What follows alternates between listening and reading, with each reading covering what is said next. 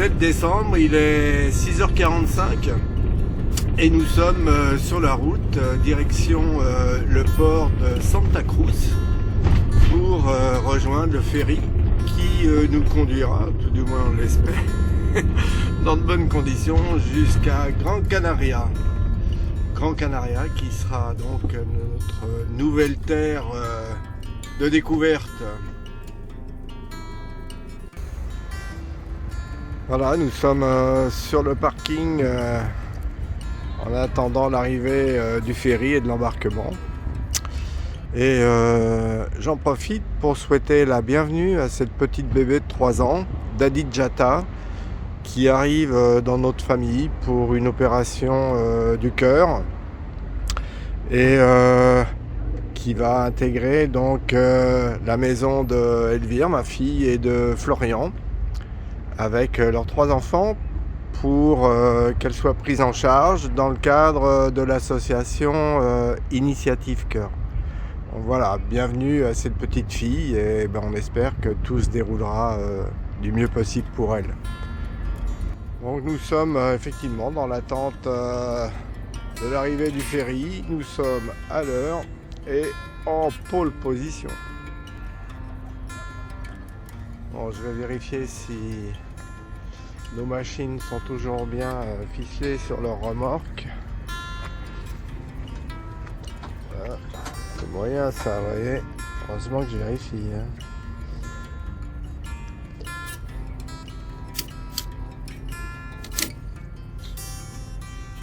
Voilà. Ah, le ferry est en train d'arriver. Et il va se mettre cul au quai.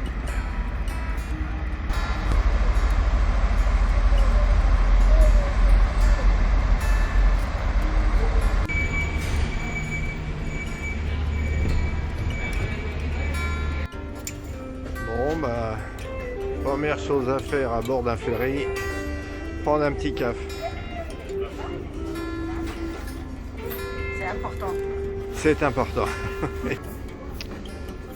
On dirait que le Père Noël est déjà passé. Serait-il en avance ?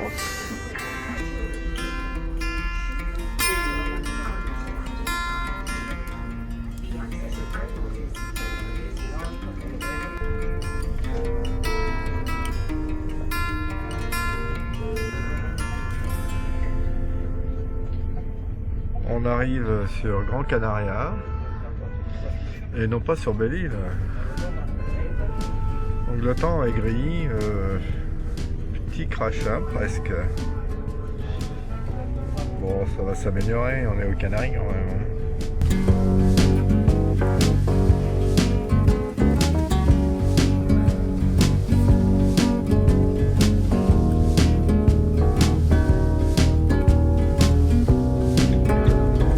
Après 300 mètres, tournez à droite.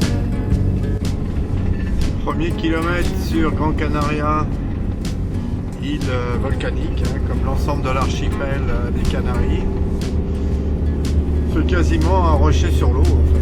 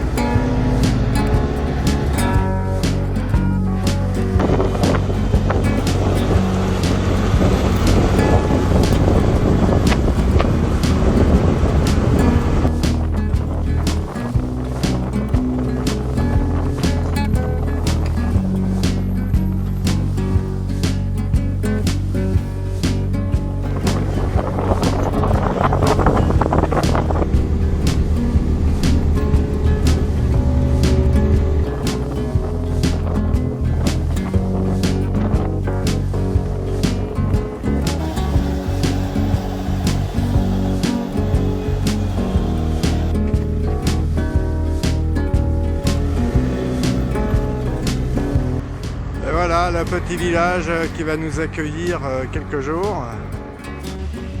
Alors on a trouvé une petite place, mais bon, sympa quand même, à côté de la playa.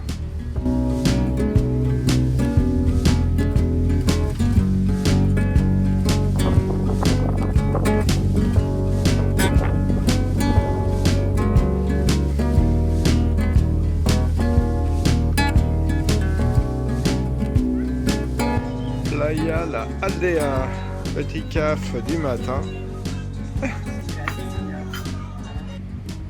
Très sympa ces bateaux, bien entretenus, belle couleur. Tip top sous le soleil.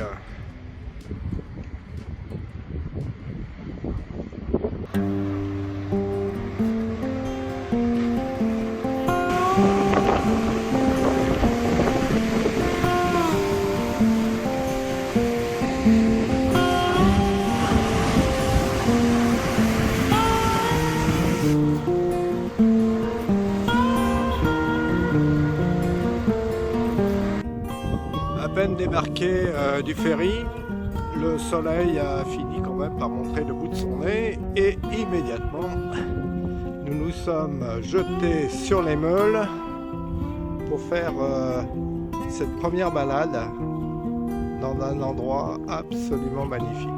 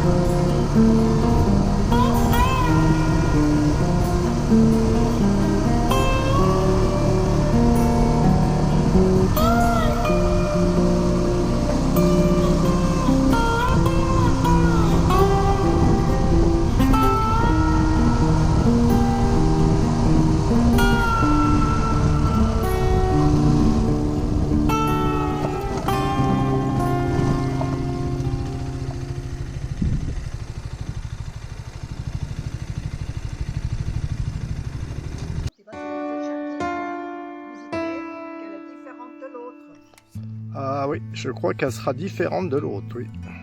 En tout cas, les paysages sont absolument merveilleux, magnifiques.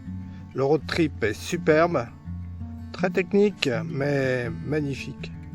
Manque un peu de soleil maintenant, dommage.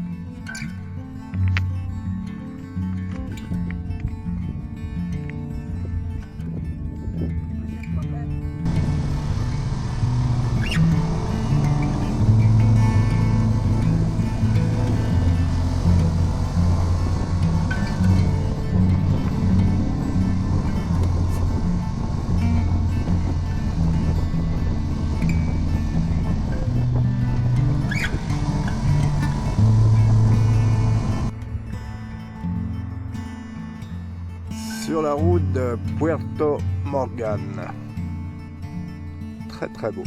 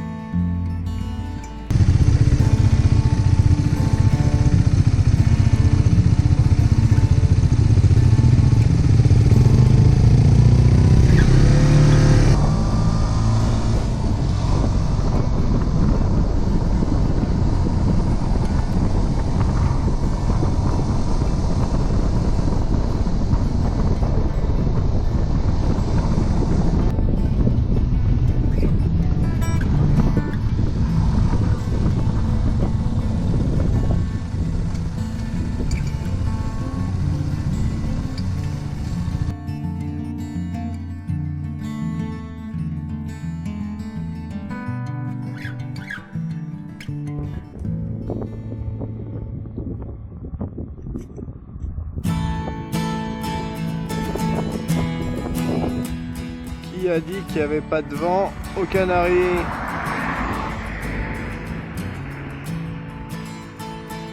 Donc ici, il y a le moulin pour moudre le grain. Il y a la cafetière pour faire le café.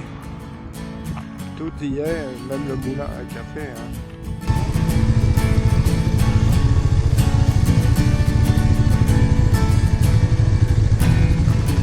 Alors, nous avons quitté cette jolie route sinueuse de montagne pour arriver à Puerto Mogan, que nous allons découvrir. Je dois dire que les premiers abords sont plutôt soignés. K.O.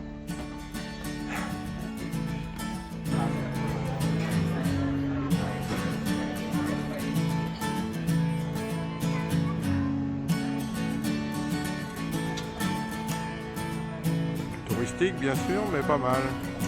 Il y a même des poissons dans l'eau.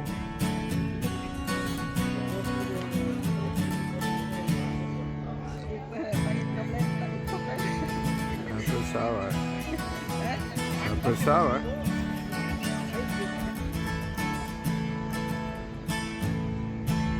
Eh oui. C'est une variété qu'on ne connaissait pas. C'est une variété effectivement qu'on ne connaissait pas, mais intéressant. Alors ici, c'est la ville ancienne, on va dire. Et on y vit dans la bonne humeur apparemment.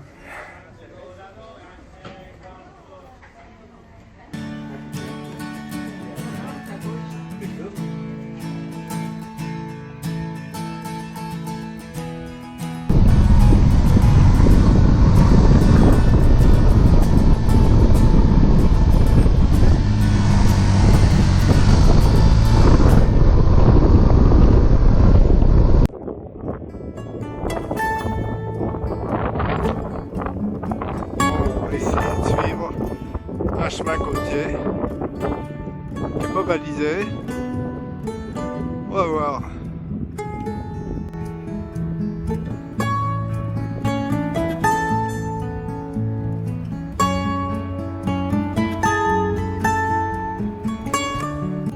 Ah, quand je dis que les chemins sont ardus, ils sont ardus. Ah, Andrea arrive au sommet. À quatre pattes, mais elle y arrive. Bon, ça c'est pour donner en fait une petite idée à ce qu'il est possible de faire à Hélène qui prépare sérieuse balade sur le secteur. On l'embrasse et à plus.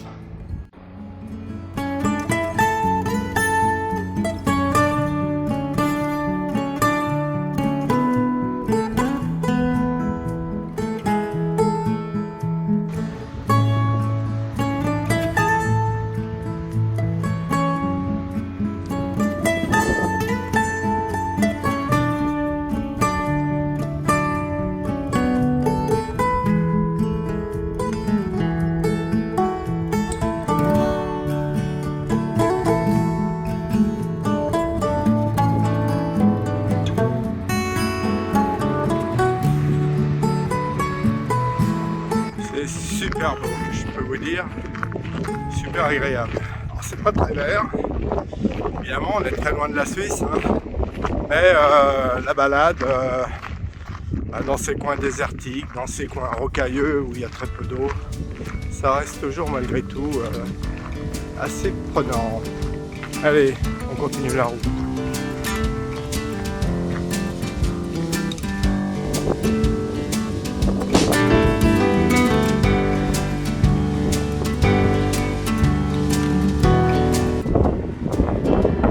Je vous dis que ça souffle aujourd'hui, ça souffle. C'est pas bon d'être en l'air, je peux vous dire. On peut vous dire, parce qu'on a déjà donné. Alors voilà des végétaux qu'on trouve absolument partout. Encore que parfois on trouve des variétés assez surprenantes et inattendues. Tu vois, ce qui est un peu ennuyeux dans tout ça, Andrea, c'est qu'il va falloir qu'on remonte jusqu'à là pour mettre nos souliers, pour que le Père Noël nous dépose quelques présents. Ouais, c'est ça le plus ennuyeux, je trouve. Bon.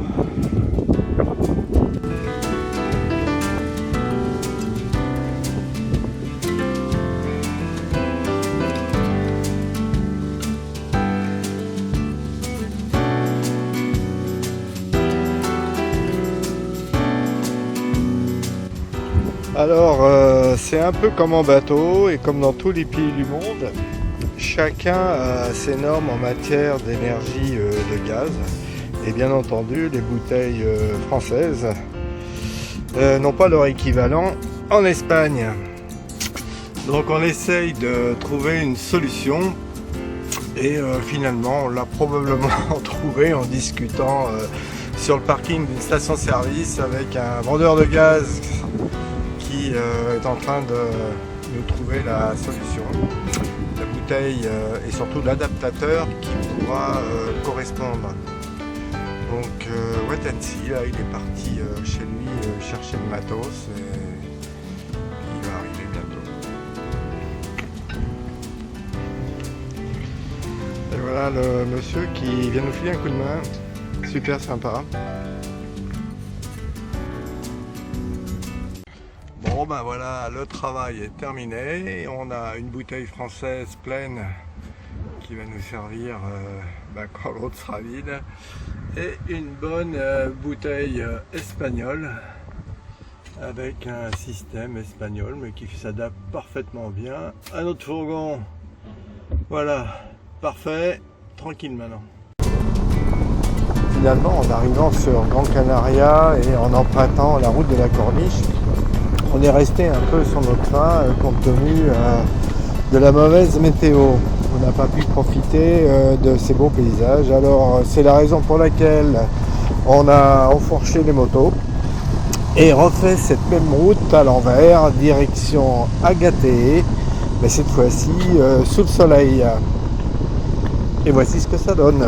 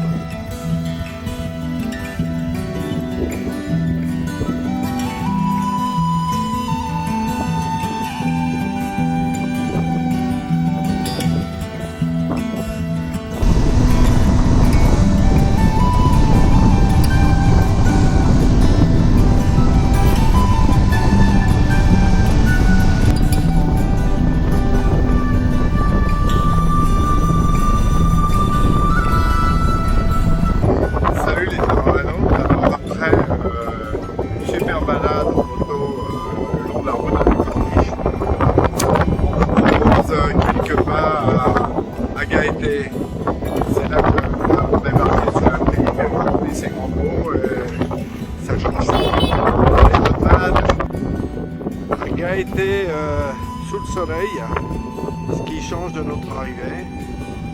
Ici, c'est le port de pêche.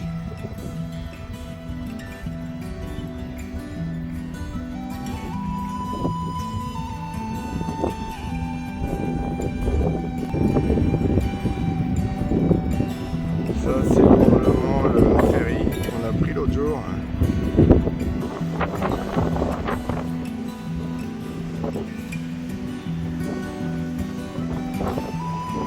Alors, nous voici arrivés à Agaete. Après le port, le centre-ville, qui a l'air plutôt sympa.